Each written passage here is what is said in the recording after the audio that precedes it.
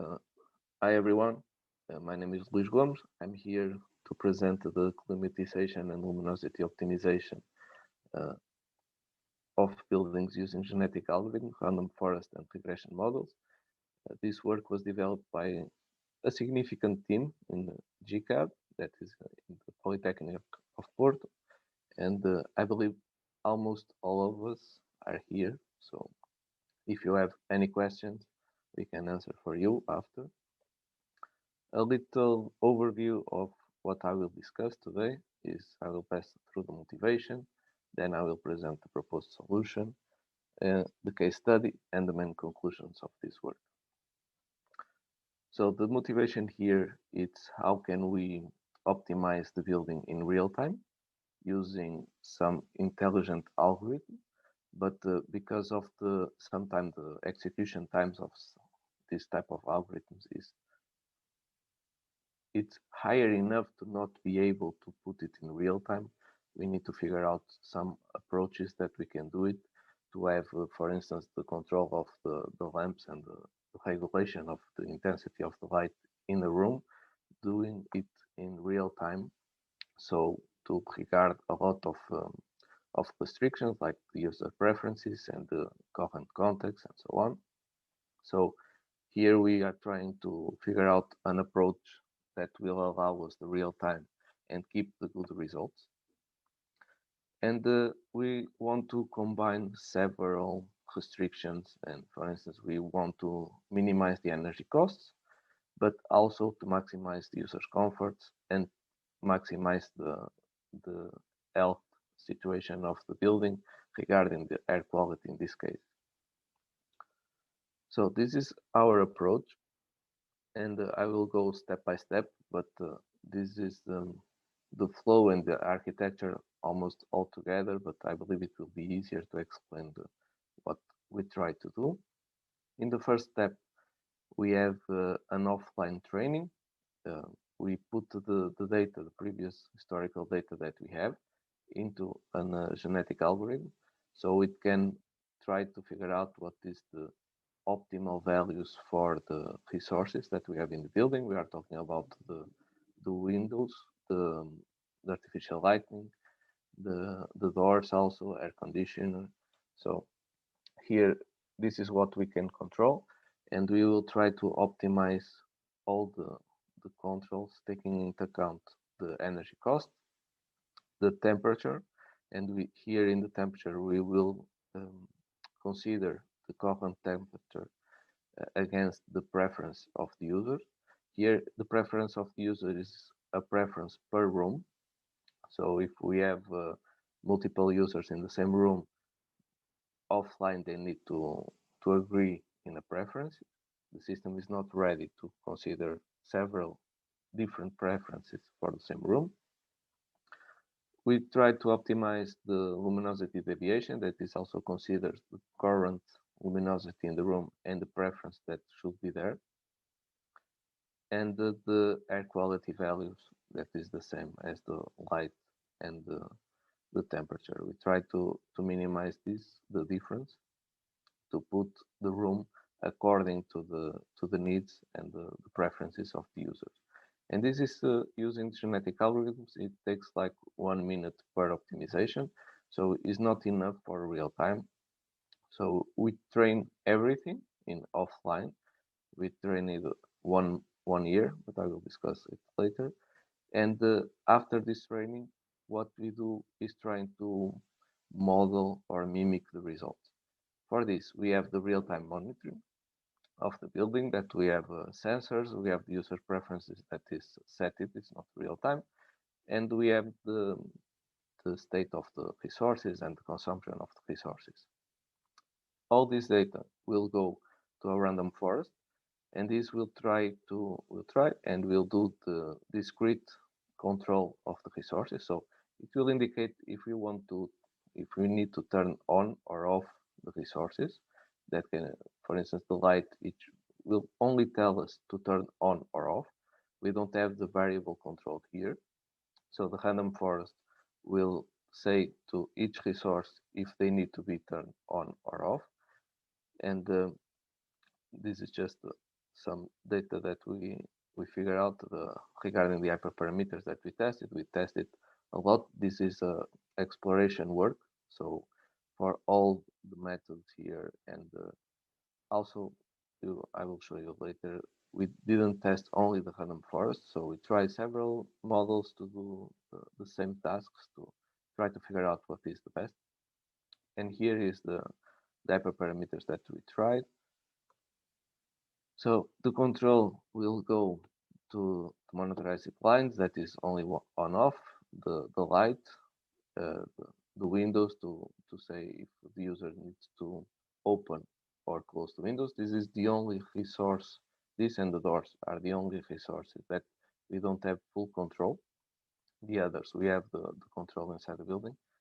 And after the decision of which resource should be on and which resource should be off, we have some regressions, abdominal regressions, to figure out what are the exact value that we need to put in. Here is the variable control, and we only apply for the artificial lighting and the air conditioner because are the only resources that have more states than on and off. And after this, we send the control and we try to mimic the results that the genetic algorithm will provide.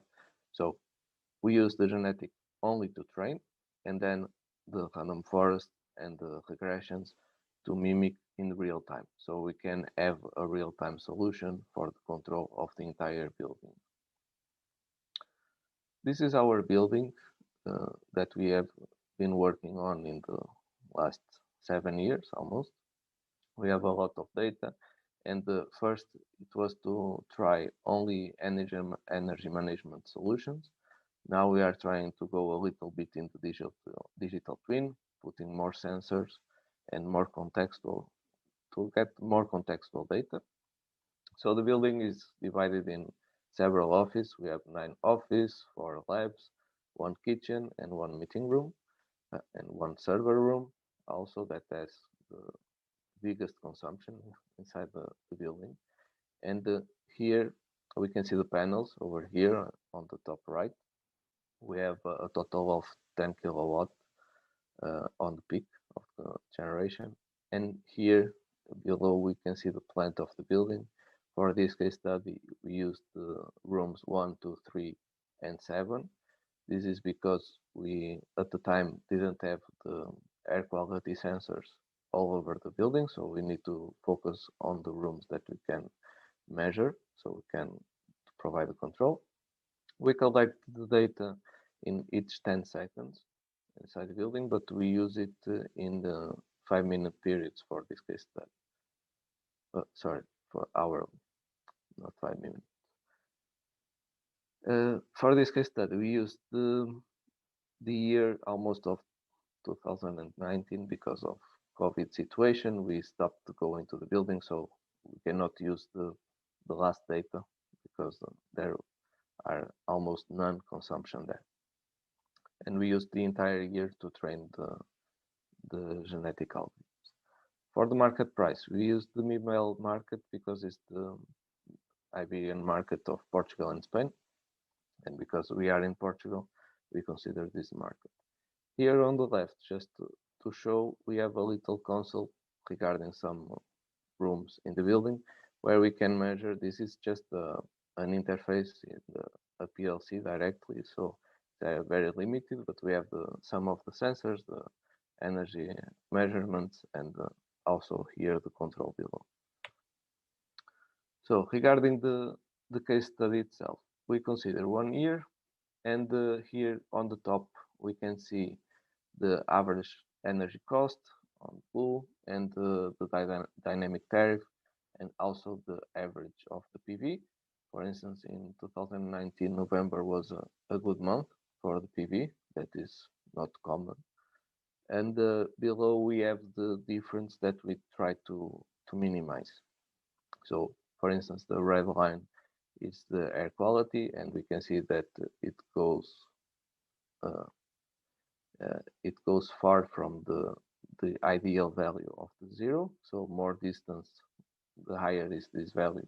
It means that the air quality was farther than what of the ideal value. And for instance, we can see here that is the luminosity, that the difference in the end of the data is lower than at the beginning. So we are trying to minimize everything, so the user don't need to have the manual control, to have the good conditions to work inside the building. For the discrete control, I talked about the random forest, but we tested out also decision trees and gradient boosting, and we had a little bit better results in the gradient boosting. In the end, in the overall, it's an improvement of 3-5%. It's not too much, but it's significant to change the final solution. We didn't implement yet, but we are trying to change from a random forest to gradient boosting. And here in the table below, we can see the priorities of each one, what they consider the most important features. So the random forest and the decision trees start with control blinds, for instance, and the gradient boosting, no, it goes to the temperature of the building. But they can provide good quality results for each resource. We have the precisions here, and they are significantly so. For the real-time optimization, they are a good approach to do it. And this is the absolute errors that we made. Then we compared the results of the real-time optimization with the genetic algorithm, and we have here the absolute errors of the air conditioning and the light. We can see that it goes up and down according to the month, but it didn't go above 6% of the light, and the temperature stays very similar to the preferences. That is very good. So we have a difference of 0.2 degrees. Is nothing. For humans, they cannot feel this kind of differences. So it's a good result. And the main conclusions that we figure out is that electrical resource optimization provide models with far from ideal execution times, and this we know with discrete optimizations and the grid optimizations, it takes a lot of time to do the optimization. But when we go to real implementations, we need really to decrease these execution times and try to model and mimic the results with some learning models.